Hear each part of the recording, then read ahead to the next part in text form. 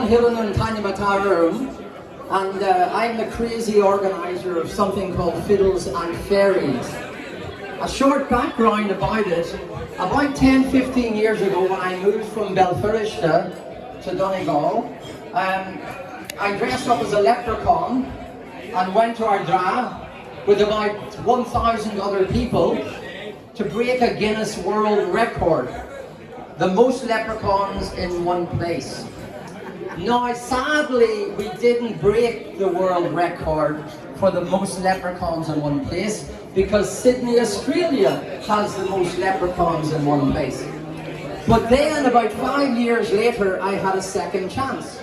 In Dublin, they had a gathering of the most boron players in the world at one place.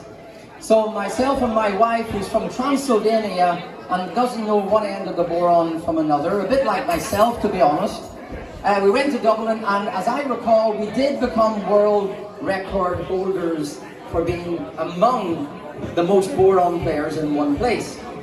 So when I moved to Donegal, I was a foreign correspondent for the Irish Times. When I moved to Donegal, I had this wonderful idea, I thought, to break the world record, actually to start a world record in fiddle playing. And there's no better place, as you know, than Donegal for fiddle playing. In fact, as you know, we have our own style of fiddle playing here in Donegal. But there were little fiddle players that you couldn't see with your bare eye, called COVID. And so they stopped me in my tracks last year to break the Guinness World Record for fiddle playing.